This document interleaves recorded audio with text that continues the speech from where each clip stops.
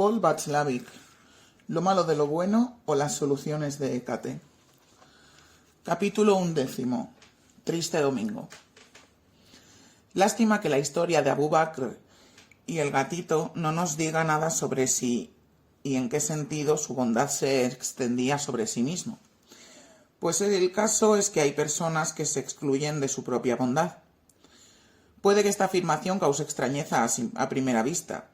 La Biblia misma parece señalar en sentido contrario, cuando nos pide que amemos al prójimo al menos como a nosotros mismos.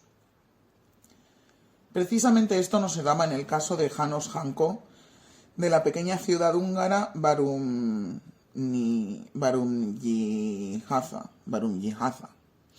Bueno, János no era ningún filántropo declarado, pero caso poco frecuente, prácticamente no tenía ningún enemigo. Su edad le permitía haber vivido las catástrofes de su país desde los años 30. En 1956 consiguió emigrar y en los años que siguieron llegó a amoldarse bastante bien al nuevo país a donde había ido a parar. Dicho con más precisión y para usar una expresión algo contradictoria, vivía allí desde hacía años en una soledad confortable. Esta situación cambió de raíz cuando el día de su 55 aniversario se despertó por la mañana, probablemente arrojado de un sueño al mundo real, con la melodía melancólica del canto gitano, Triste Domingo, en los oídos, que persistió horas y más horas sin que el hombre pudiese deshacerse de ella. Es posible que mis lectores no sepan que la melancolía de esta canción en la juventud de Janko fue, según parece, causa de una ola de suicidios en su patria, que para este tipo de soluciones clarifinantes desde siempre ha tenido una cierta debilidad, y que incluso la canción fue oficialmente prohibida. Es fácil de comprender que esta medida de las autoridades contribuyó a hacer el Triste Domingo todavía más popular. Ahora no discutimos si fue la melodía únicamente o si también el hecho de que Janko aquella mañana de su cumpleaños se creyó en la obligación de hacer un balance de su vida. El resultado fue, en todo caso, que de repente se sintió insatisfecho consigo mismo. Fue como si se declarase que la paz de la que había gozado hasta entonces no fuese más que un armisticio, como si siempre hubiese habido un conflicto latente que ahora estallaba.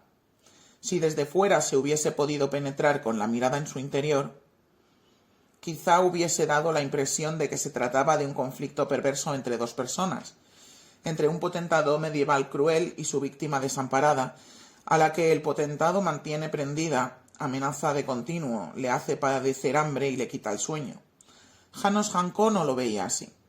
Solo experimentó un sentimiento de vacío y una enemistad creciente contra sí mismo con una fuerza que nunca antes había sentido para con otras personas. El hecho de que se sintiese amenazado de un modo impreciso, que adelgazase y padeciese insomnio, no eran más que efectos concomitantes sin explicación para él. En todo caso, su médico no halló causa física alguna.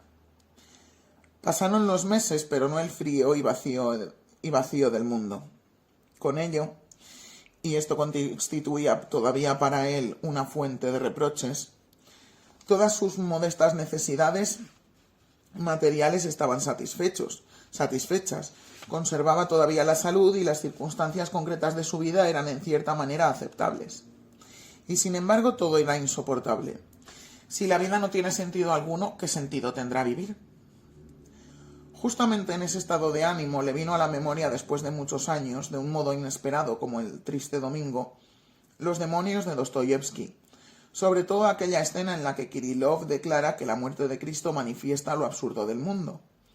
Buscó el pasaje y leyó: «Oye, este hombre fue el más sublime de toda la tierra, fue la encarnación de lo que constituía el motivo de vivir en la tierra. Todo el planeta con todo lo que contiene sin este hombre no es nada más que un absurdo. Ni antes ni después de él no ha habido nada semejante nunca, hasta el punto que esto mismo ya constituye un milagro. Precisamente el milagro está en que antes de él no hubo nadie que le igualara y después de él no lo habrá. Pero si esto es así, si las leyes de la naturaleza no perdonan ni siquiera a este único, si no han tenido compasión con su propia obra maestra y le han obligado también a vivir en medio de la mentira y a morir por culpa de la mentira, entonces es que todo el planeta es mentira y se basa sobre la mentira y el escarnio insensato. Entonces las mismas leyes del planeta son también mentira y un vodevil del diablo. ¿Para qué vivir? Responde si eres hombre. Un físico habría dicho que Kirillov solo veía la entropía del acontecer mundial. Lo mismo podría decirse de Janos Janko. De todas maneras ya estaba decidido. La solución era la muerte y como para Kirillov la pistola era su realización. O al menos así le parecía. Visto desde fuera habría podido decirse que el potentado se habría decidido a ejecutar a su víctima.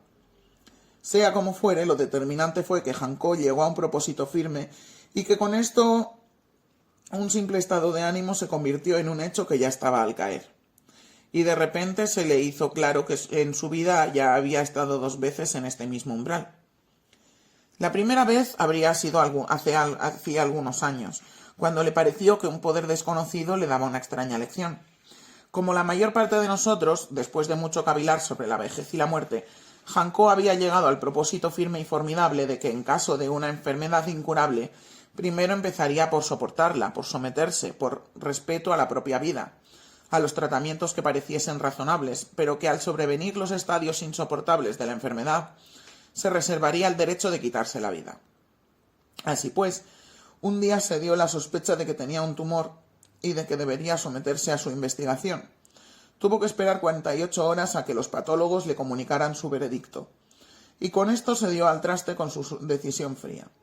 De repente la muerte ya no era ninguna alternativa, solo contaba la vida, seguramente no por inmadurez cobarde, y esto era lo que le sorprendía más que nada.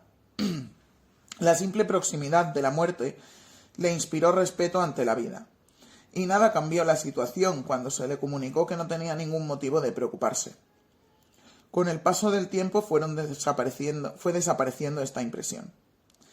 La otra experiencia la tuvo mucho antes, en aquellos años en que él y muchos otros no solo carecían de lo más necesario para la vida, sino que la supervivencia estaba amenazada diabólicamente en 3 sentidos: por los ocupantes y la solución final que practicaban, por sus enemigos que siempre estaban más cerca, y por las alfombras de bombas que cada noche de las que solo podía esperarse la salvación para un mundo libre y sano.